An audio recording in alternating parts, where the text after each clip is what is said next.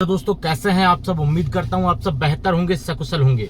दोस्तों हमारे एक मित्र हैं जो कि नेपाल के रहने वाले हैं और सऊदी अरब में कुछ काम करते हैं। उनकी धोखे से फिल्म बना ली गई। धोखे से फिल्म बनाने के बाद भाई से बहुत से पैसे लिए गए। तो भाई का एक सवाल हमसे है, वो सवाल है आपको इन लोगों का नंबर भेज दूं और वो लोगों का अकाउंट नंबर भी भेज दूं ताकि आप एक्शन ले सकें, और मैं तो ये चाहता हूं दूसरा कोई ऐसा शिकार ना हो। आप तो इंडिया से हैं तो इन लोगों को मोबाइल नंबर और बैंक अकाउंट के जरिए पकड़ भी सकते हैं। ठीक है दोस्तों, किसी भी इंसान के साथ उस समय बहुत बुरा होता है जब आप अपने देश से अपने मेहनत की कमाई का पैसा खर्च करके किसी दूसरे देश में जाते हैं सिर्फ कमाने के पर्पज से, और वहां भी आपको लोग चैन से नहीं जीने देते हैं। तो इससे बुरा शायद ही कुछ होता होगा।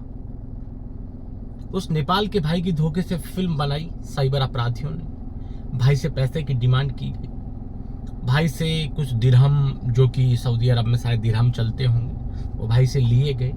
भाई को धमकाया गया, भाई को डराया गया, और उसके बाद भाई ने हमसे कहा कि सर इन लोगों का नंबर भेज देता हूँ, अकाउंट नंबर भेज देता हूँ, क्योंकि मैं नहीं चाहता कि आगे कोई भी लोग इनके झांसे में आए, और आप तो इंडिया के रहने वाले हैं, इन लोगों को पकड़ भी सकते हैं। तो ये सवाल अकेले भाई का नहीं है। ऐसे बहुत से लोग हैं जिनके दिमाग में ये प्रश्न घूमता रहता है कि हमसे अकाउंट में पैसे डलाए गए, हमारे पास एक फोन से कॉल किया गया, उसके बाद ही हम फंसे थे।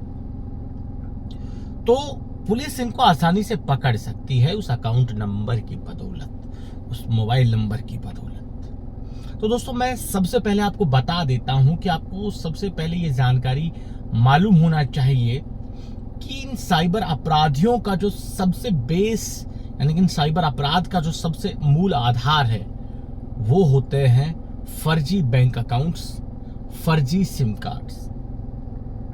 कोई भी साइबर अपराधी अपने पर्सनल बैंक अकाउंट में एक पैसा नहीं डलवाता है।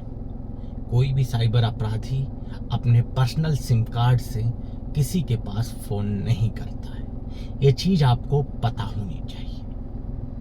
अब बात आती है तो इनके पास ये सब चीजें आती कहां से हैं, मैं आपको बता देता हूं। सबसे पहले हम बात कर लेते हैं फर्जी सिम कार्ड ये कहां से लेके आते हैं। दोस्तों मैं आपको ज्यादा हिस्से की नहीं, पर जो सेक्सटोर्शन से जुड़े हुए साइबर अपराधी धोखे से फिल्म बनाते हैं, इनके बारे में बात करें। ये मूलतः इस तरह के गिरोह जो मूलतः पाया जाता है वो राजस्थान, हरियाणा के मेवात क्षेत्र में एक्टिव है।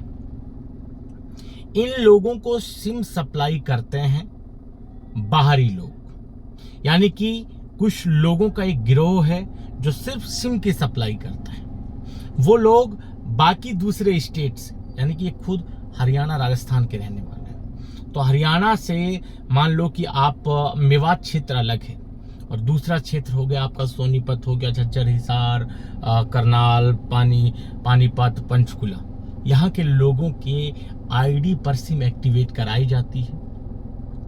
कुछ दलाल होते हैं, उन सिम को डिस्ट्रीब्यूट करते हैं, उन सिम को बेचते हैं। एक एक सिम 2-2, 3-3 हजार रुपए की मेवात के साइबर अपराधियों की बेची जाती है। ऐसे ही बिहार, यूपी, आसाम, तेलंगाना, पश्चिम बंगाल, यहाँ के लोगों की आईडी से फर्जी सिम एक्टिव कराई जाती है। यानी कि जो व्यक्ति हैं जिनके नाम से वो सिम चल रही है, उनकी लोकेशन, सिम की जो आईडी की जो आपकी एड्रेस है, वो आपको देखने को मिलेगा। पुलिस जब चेक करती है तो बंगाल का, बिहार का, यूपी का, हरियाणा के सोनीपत, रोहतक, पानीपत, झज्जर, हिसार, पंचकुला, करनाल, यहाँ का। पर उसका जो लोकल एरिया नेटवर्क होता है वो आपको एक्टिवेट मिलेगा हरियाणा, राजस्थान के मेवात क्षेत्र में। तो सिम ये इस तरह से लेते हैं, किसी और के नाम से एक्टिवेट करवा के ये सिम मेवात के साइबर अपराधियों को बेची जाती है।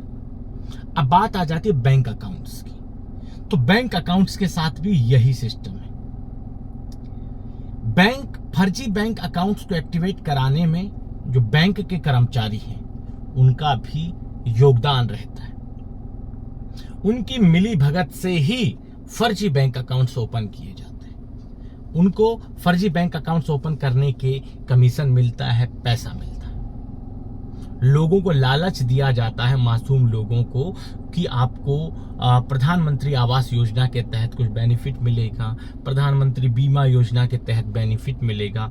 भारत सरकार के द्वारा जो चलाई जा रही अलग अलग योजनाएं हैं, स्टेट गवर्नमेंट्स के द्वारा चलाई जा रही अलग अलग योजनाएं हैं, उनके नाम पर मासूम लोगों को लाभ दिलवाने के नाम पर उनसे अंगूठा लगवाया जाता है, उनकी वेरिफिकेशन कराई जाती है, बाकायदा उनके घर जाकर, जो बैंक के लोग जाकर करते हैं, और उनसे कहा जाता है आपको बेनिफिट मिलेगा। एक बार चले गए, दोबारा उस गांव में वो लोग नहीं जाते। उनका अकाउंट्स ओपन करवाया जाता है, और उनके अकाउंट की जो किट होती है, एक जो भी अकाउंट ओपन होता है तो उसकी एक किट होती है, जिसमें पासबुक होती है, जिसमें आपका एटीएम कार्ड होता है, एटीएम पिन होता है। ये सारी जो किट होती है, ये एज इट इज ले जाके मेवात के साइबर अपराधियों को बेच दी जाती है।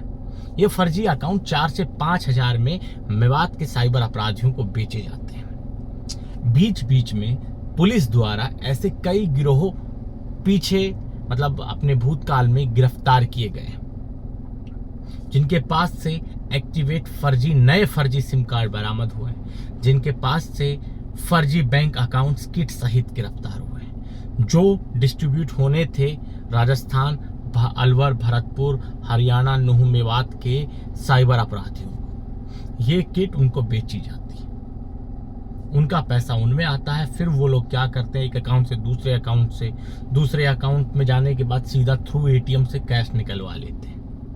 और वो साइबर अपराधी इतने शातिर हैं कि कैश निकलवाने के लिए वो अपने नजदीकी एटीएम में नहीं जाते, पुलिस को चकमा देने के लिए वो 40, 50, 60, 70, 100 किलोमीटर दूर किसी दूसरे शहर के एटीएम से जाकर वो पैसा निकलवाते हैं। जब पैसा इकट्ठा हो जाता है तो इतनी दूर जाते हैं, पैसा निकलवाते हैं, ताकि पुलिस उनको आसानी से ट्रेस ना कर पाए। ये बहुत मुश्किल होता है पुलिस के लिए उन लोगों को ट्रेस करना। उसके पीछे का कारण यही है कि जो साइबर अपराधी होते हैं वो फर्जी सिम कार्ड इस्तेमाल करते हैं, फर्जी बैंक अकाउंट इस्तेमाल करते हैं। पर पिछले कुछ दिनों से पुलिस भी थोड़ा एडवांस हो गई। पुलिस क्या करती है, किसी भी बैंक अकाउंट को जब खोला जाता है जिसमें पैसे डलवाए जाते हैं, उसको फ्रीज करके उसके ओनर के पास जाती है। उस ओनर से पूछती है कि ठीक है, हमें पता है कि आपने ये काम नहीं किया, हमें सिर्फ ये बताइए कि आपका अकाउंट खुलवाया किसने। बाद में पता चलता है किसी लोकल दलाल ने वो अकाउंट खुलवाया, उसको पुलिस पकड़ती है।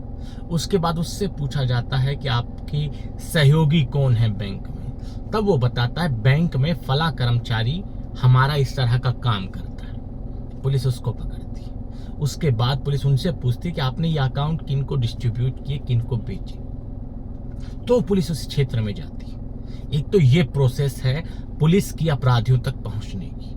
दूसरी जो सबसे फेमस प्रोसेस पुलिस आजकल अपनाती है वो है लोकल एरिया नेटवर्क को ट्रेस करके। सिम बेशक आप फर्जी ले सकते हैं, पर सिम एक पर्टिकुलर जो टावर है उससे एक रेंज लेती है, उससे नेटवर्क लेती है और उसी पर बातचीत कराती है किसी से। तो पुलिस उस सिम को जहां से वो एक्टिवेट है उस क्षेत्र से, यानी कि जिस क्षेत्र के टावर से वो सिम रेंज ले रही है, उस टावर को पुलिस फोकस करती है, उसके क्षेत्र में जाती है, फिर चेक करती है कि किस टावर रेंज में यह सिम कितनी देर तक एक्टिवेट रहता है, रात के समय कहाँ एक्टिवेट रहता है। सीधी सी बात है, साइबर अपराधी कोई भी हो, रात को जाकर अपने घर में ही उसको सोना है। तो पुलिस ये सारी चीज चेक करती है कि दिन में ये सिम यहाँ एक्टिवेट रहती है, इस टावर से नेटवर्क ले रही होती है, और रात को ये सिम फला टावर से नेटवर्क ले रही होती है। तो इस तरह से पुलिस का ये पूरा काम चलता है इन साइबर अपराधियों को गिरफ्तार करने के लिए। मैं अपने भाई से कहना चाहूंगा, देखिए आप बेशक इंडिया से हैं नहीं है, अगर आप बाहर से भी हैं और इंडिया के किसी साइबर अपराधी के खिलाफ भी आपको कंप्लेंट दर्ज करनी है, तो भी आप cybercrime.gov.in पर जाकर अपनी कंप्लेंट फाइल कर सकते हैं, वहां से ट्रेस भी कर सकते हैं, अधिकारियों से बात भी कर सकते हैं। तो दोस्तों, आज के इस वीडियो को बनाने का मकसद यही था कि आप समझे कि किस तरह से ये लोग काम करते हैं। उम्मीद करता हूं कि मेरे द्वारा जो बताया गया वो आपको जरूर समझ आया। आज के इस वीडियो में इतना ही। जल्द मिलते हैं नया वीडियो लेकर नई जानकारी के साथ। रखिए तब तक अपना ख्याल। जय भीम, जय हिंद की सेना साथियों।